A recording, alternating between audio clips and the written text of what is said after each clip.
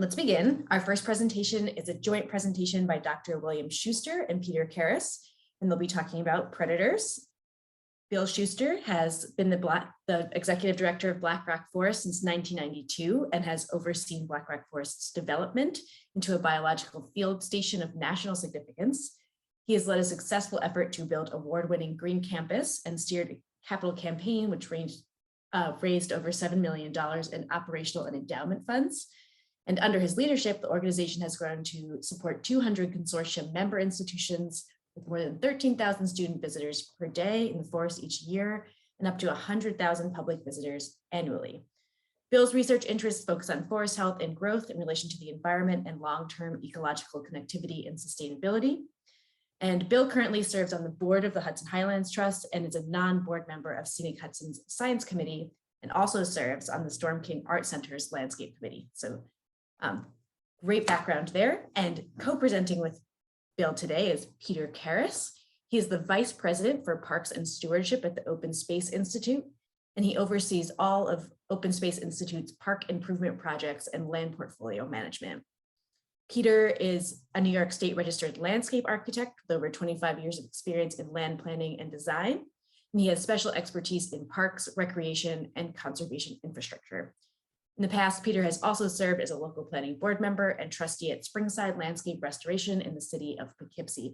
So please join me in welcoming them to hear their talk today called Reconnecting for Wildlife and People in the Hudson Valley. Well, thank you very much, Pia and Ned, and thank you all for being here. And I will start up my presentation.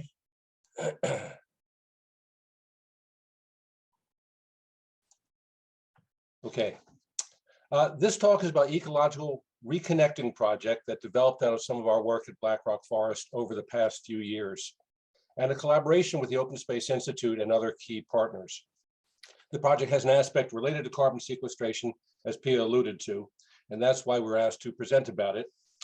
I'll give background and explain the forest carbon connection, and then Peter Karras from OSI will give more detail about the project.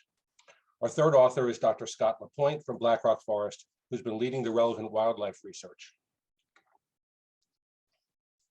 First, regarding carbon storage, Black Rock Forest represents some 4,000 acres of the Hudson Highlands, where tree growth has been recorded consistently for nearly a century. By studying tree carbon content in relation to size, the record lets us track forest carbon and annual carbon sequestration over time. This graph shows above ground carbon content per hectare, averaged over 11 plots over a recent 13-year period. Black Rock Forest contains an average of about 125 metric tons of carbon per hectare in the above ground parts alone, or an estimated more than 200 metric tons of carbon per hectare total when roots and soil are combined. Despite ups and downs, including tree mortality, our region's forests are generally continuing to add large amounts of carbon almost every year. On these plots, that's an above ground average of 1.6 metric tons of carbon sequestered from the atmosphere each year, or a whole ecosystem uptake of around 2 metric tons of carbon per hectare per year.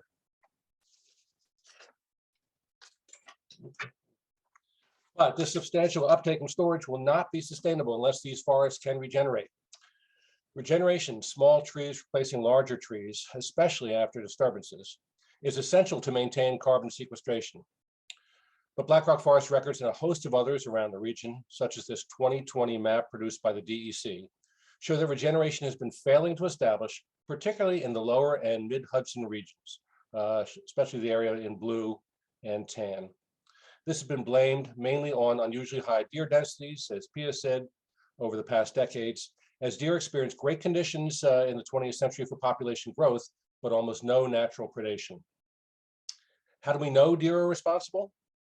Well, white-tailed deer depend on woody browse close to the ground, thus including seedlings, to survive through the winters. And constructed fenced deer exclosures have consistently resulted in more regeneration inside fences compared to outside, especially under canopy openings. In fact, constructing large deer exclosures and maintaining the fences until the trees grow taller than the deer browse limit is the main way we at Black Rock Forest were able to maintain some regeneration through the 1990s and 2000s. This graph shows deer population per square mile over the last 70 years. The 70s and 80s saw the highest deer density in Black Rock Forest records, some 30 deer per square mile, and huge year-to-year fluctuations. The 90s and 2000s saw some reduction in average deer density, but still essentially no successful regeneration in the understory. But after about 2007, densities came down to about 15 deer per square mile, not just in Black Rock Forest, but in many surrounding forests, including West Point Military Reservation and Sterling Forest State Park. And since then, we have finally been seeing some return of forest regeneration. This new tree regeneration is most noticeable in places with canopy tree mortality. The small ankle-high seedlings previously browsed to the ground by deer have been able to grow into saplings and young hardwoods. These are mostly fast-growing early successional species like beech, maple, and tulip poplar, but with some oaks and hickories coming in as well. So what are the reasons for lower deer densities and the return of tree regeneration? Some evidence points to successful deer management through hunting programs, as shown in a recent paper by Kilpfeffer et al., and a data set recently collated by the Hudson Valley Environmental Monitoring and Management Alliance. But many of us have been trying to reduce deer numbers through hunting programs for a lot longer than the last 15 years, and hunter numbers and hunter pressure have also been declining. Another factor may be the slow maturation of our region's forests, since a dense forest cannot support as many deer as a young forest. But the ubiquity of disturbance, even in these aging forests, and the fact that maturation occurs over decades to centuries argue against this being a primary factor. We believe increased predation by native carnivores, whose populations previously crashed and have recently rebounded to some extent, is a third important factor, such that a degree of natural top-down trophic regulation has been restored. Bears, for example, were formerly completely extirpated from our area, but have returned and significantly increased in numbers in recent years. While omnivorous, bears will occasionally take deer. A recent paper by Kautz et al. Attribute bear predation on fawns to growing densities of bear populations compared to other predators in the East and the Midwest. And another recent paper by Boone, shown on the right, placed fawn decoys in forest settings and recorded nearly 90% of bears approaching the decoys and often attacking them. Coyotes were also formerly extirpated from our area, but are probably part of the deer predation story. They are opportunists and have proved quite adaptable to human-dominated landscapes, having returned to our region abundantly. Their predation is probably mostly on fawns too, but 18 months ago, Dr. LaPointe recorded this dramatic video of a coyote taking down an adult buck. Plus, a 2019 undergraduate thesis done at Black Rock Forest found identifiable deer tissue in 70% of coyote scaps that were collected throughout the year and not just in the spring following fawning. Finally, bobcats too, while not abundant and probably never completely extirpated from the area, also sometimes predate on deer. In January, Dr. LaPointe came upon this carcass of a 2-year-old, otherwise healthy doe, buried in the snow in an area of high bobcat activity, and he documented wounds on the carcass consistent with bobcat killing behavior. And then he recorded a cat coming back in the middle of the night, which it did several times to feed on the deer. So, can we count on restoration of carnivores and trophic balance at a level that ensures deer population control, forest regeneration, and future forest carbon sequestration? Well, probably it will depend on how heavily developed and fragmented any particular area is, and whether connectivity can be sustained over the long run. Without connectivity, it can be difficult or impossible to sustain effective populations of these essential predators over the long run due to their very large home range needs. All animals need to move to fulfill their basic requirements of life and exchange genes with others. Black Rock Forest's 4,000 acres, shown in the upper right here, may seem large, but in fact, it's not large enough to sustain several of our important species, especially these carnivores. The results here in blue and red show Scott LaPointe's recent GPS collared tracking studies of 2 individual female bobcats show that their home ranges are about the same size or larger than our entire forest. Now that's females. Male bobcat territories are several times larger than that, and Black Rock Forest is also not large enough by itself to contain the range of a single male or female coyote, and is way smaller than the range of a single bear of either sex. To sustain our larger wildlife, we need to ensure that they have safe connections to surrounding habitat areas of sufficient size, and especially maintain or reestablish connections between core habitat areas. And I ask you to remember this, the geography of this slide. On the left, we see the Thruway going north to south between Black Rock Forest and Scudamounk Mountain. To the right, we've got Route 9W going north and south, and the Hudson River. Our region's wildlife have great core habitat areas, but appear to be hemmed in by a fragmented landscape between areas of high human development and busy highways. To the north, the densely developed cities of Newburgh and New Windsor represent a significant barrier. To the east, suitable forest habitat exists in Storm King State Park, but is separated by the 4-lane divided highway State Route 9W, which has a solid concrete median barrier. And of course, the Hudson River is a barrier, natural barrier to many species to the east. Just west of Black Rock Forest, suitable forest habitat exists, much conserved by the Open Space Institute. But west of there, the New York State Thruway, with its heavy year-round traffic, clearly represents a challenge to terrestrial animal movement. If our essential carnivores cannot connect with suitable surrounding habitat and interbreed with others, it's going to be a challenge for them to survive, especially with mounting pressure from our warming climate to move northward. The effects of fragmentation for 2 species, bobcats and fishers, whose attempted recolonization of the area Scott has been working to document, can be seen on this image. Camera trap images of bobcats shown in orange found them moderately common in the middle around Black Rock Forest, but seldom west of the Thruway on Scudamounk Mountain. Fishers, shown in pink here in a few spots on Scudamounk Mountain, have still not been documented in or around Black Rock Forest, nor on the West Point Military Reservation to our south. Scott concluded their recolonization to the Black Rock Forest area has not been successful, with highways a likely barrier. And interestingly, neither species was recorded in any camera trap images taken in Storm King State Park to the east of Black Rock Forest along Route 9W. And mortality on Route 9W has been shown to be especially bad. Okay, so that's some of the background on our project that Peter will now tell you about. In our case, it's not just about carnivores and keeping their populations at a level enough to sustain our forests and carbon sequestration. It's also about maintaining as much as possible all of our biodiversity over time, allowing wildlife to respond to our changing climate, and about people too, enhancing human connectivity and reducing the numbers of collisions with wildlife on our roadways. In this, our mission overlaps substantially with the Open Space Institute, who recently advanced the ambitious Hudson West Regional Trail Plan, and with whom we've been working quite closely. So I'd like to now introduce Peter Karras from Open Space Institute to take over. Thanks, Bill, and to everybody on today's call. And I just want to say that Black Rock Forest has been a driving force during the early design process of the project we're going to discuss, and we're having a lot of fun doing it. So thanks, Bill. If you could forward the slide. Bill's my driver here. For me, this started in 2019, where OSI, and working with New York State Parks and other partners, led the development of the Highlands West Trail Connectivity Plan, which was a series 21 trail development and improvement projects intended to provide new and better connectivity between the 6 state parks, 4 long distance trails, and other protected lands in Eastern Orange County.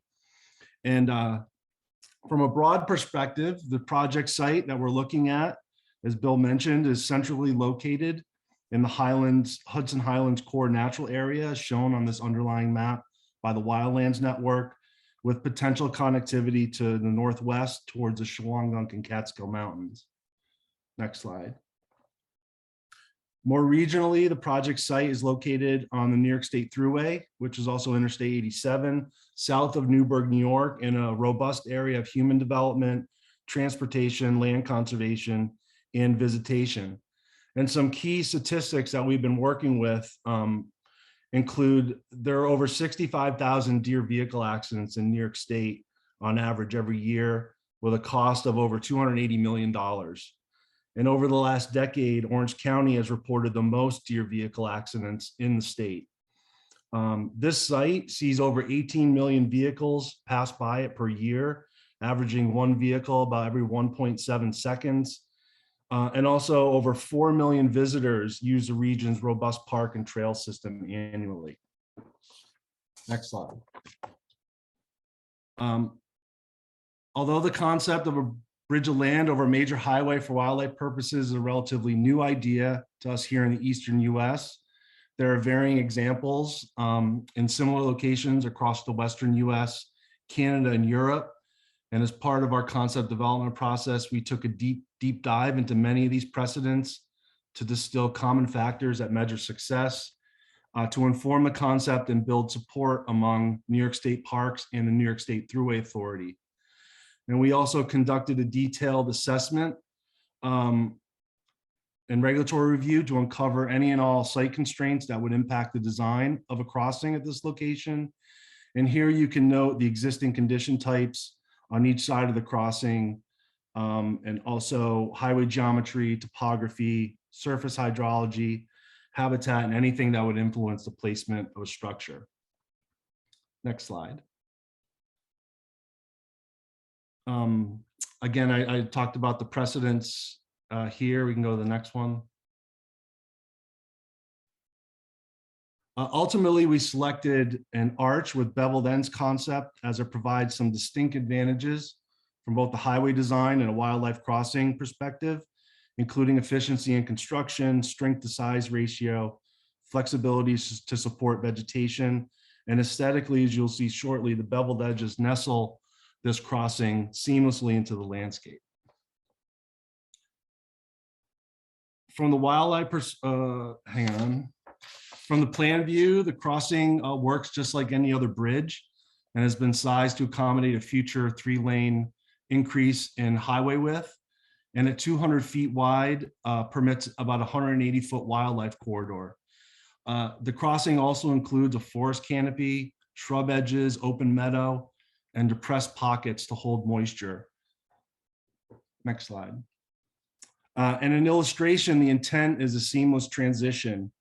Important to the success of being a shared use crossing and controlling the human component, you'll notice the proposed Highlands Trail, which is one of the major regional trails in this area, coming in steep from the north, crossing tightly over the structure through a controlled corridor, and then leaving sharply to the north again.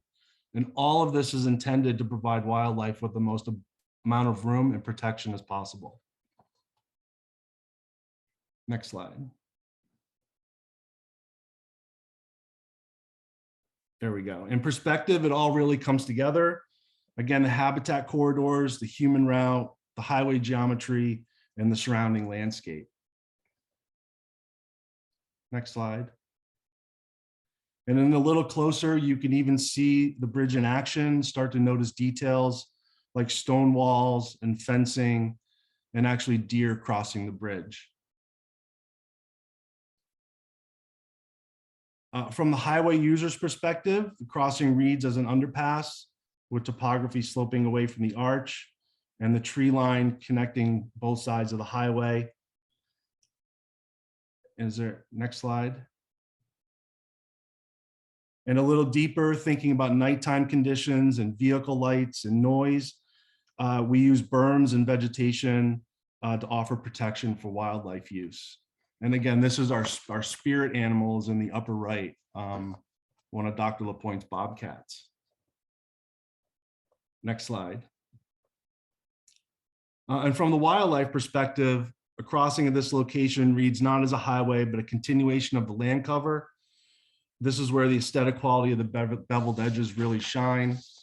And once again, thinking a little deeper about monitoring and security of such a bridge, we're working in conceptual details on cameras, motion sensors, trip counters, so success can be measured. In essence, a smart bridge. And also ATV exclusion measures and maintenance access issues are part of our planning. And building on the lessons learned from existing precedents, it's widely accepted that wildlife crossings function most effectively as part of a network of crossings. And any way we slice it, there's a clear need for whole systems thinking when it comes to reconnecting our landscape and making the Scunnamunk Eco Bridge an achievable first step and model for the region. And we've actually looked at a series of crossings here with 2 potential locations south on 87, along with a series of bridge replacements and daylighting of streams for underpasses would really create a network of crossings through this totally bisected landscape that the New York State Thruway traverses. There you go, Bill. Bill, you want to close?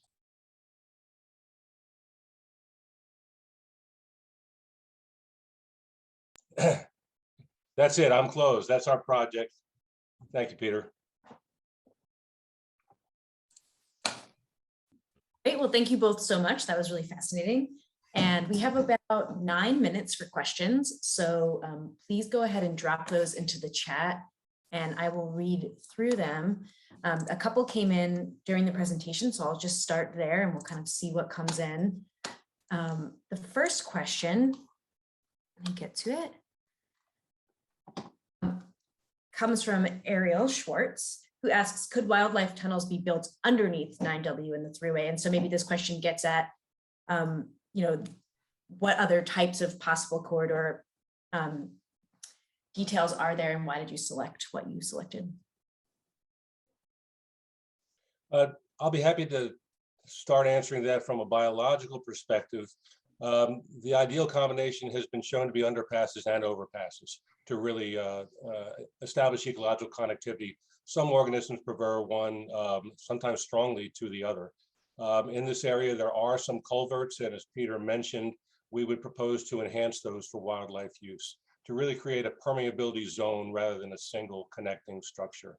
In general, large-scale landscape bridges provide the greatest amount of habitat connectivity, as shown by examples around the world, and so that's why we propose at least one of those. On Route 9W, there are some existing culverts. They're really problematic, but we've started discussions with the DOT about perhaps some of those can be enhanced as well. Otters in particular are trying to cross to get up to the forest and down to the Hudson River, and there's a lot of mortality. So we hope to work on both sides. And again, a lot of these improvements have been done in different places around the country and the world. New York State needs to catch up. Great, thank you.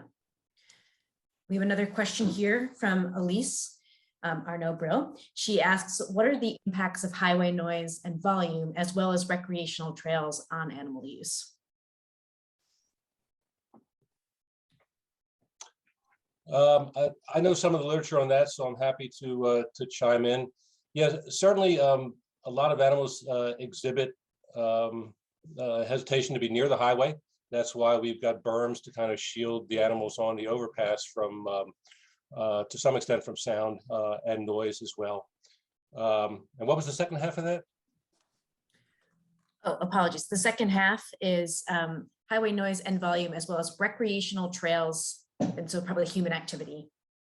Right, exactly. So, there's varying results on how human activity impacts wildlife use of crossing structures. There are occasionally negative results shown, and that's one reason why we propose a really wide structure, giving predominance to the wildlife.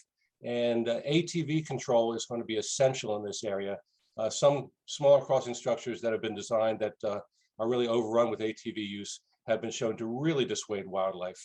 We've been working with cadets at the West Point Military Reservation actually on ATV exclusion design, and that plus a moderate amount of fencing. In general, a small amount of human foot traffic has been shown not to negatively affect most species on these crossings.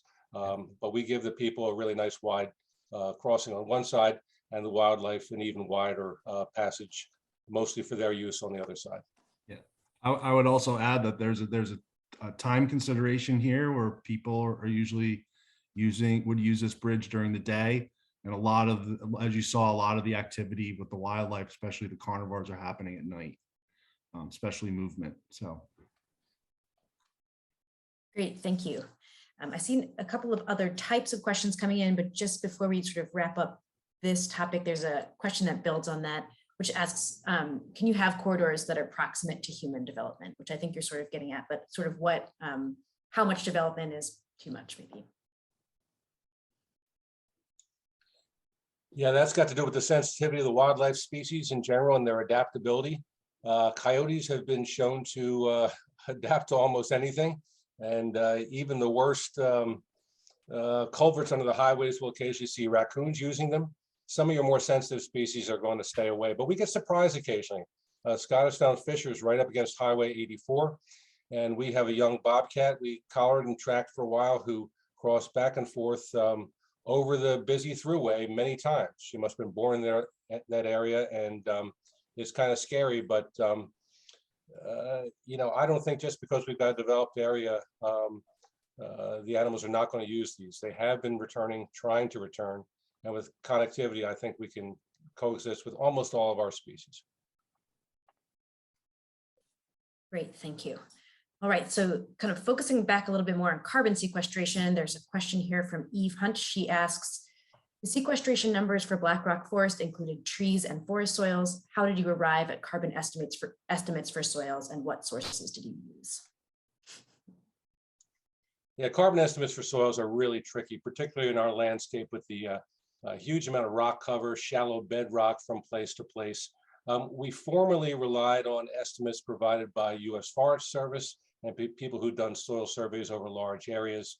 Since then, we've done some sampling of our own soils, the major forest soil types in Black Rock Forest, sampling by horizon, figuring out bulk density and the rough carbon content per soil layer, and then extrapolating over the forest. So we think our soil numbers have gotten a little bit better, but boy, it's really, really tricky. And if anybody knows better methods, I would love to know about them.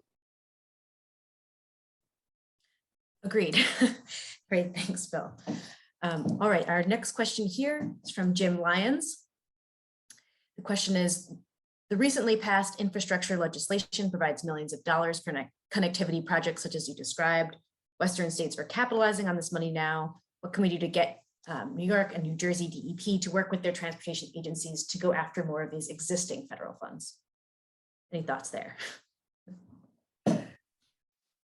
That is a great question, and we are actively working through those discussions now. Luckily, we've been able to be working closely with New York State Parks and the New York State Thruway Authority, who have had conversations with New York State DOT about access to funding, not only existing federal funding, but then there's a new program in the infrastructure bill specific for wildlife crossings. Rules are still being written on that new funding. So, you know, it's debatable when that money will flow, but ultimately it will. And we're really trying to position this project to get it to a point in design where we may qualify for those kinds of fundings or be able to help the state agencies qualify. So active open discussions on funding and you know, ultimately who is going to build this crossing. Great, thank you. And we have time for about one more question, which is exactly what we have left in the chat, which is perfect. So I will ask that. And then of course, if there are any other questions that come up, there will be time at the end of, after the third presentation, there'll be additional time for any open questions, just so everyone knows.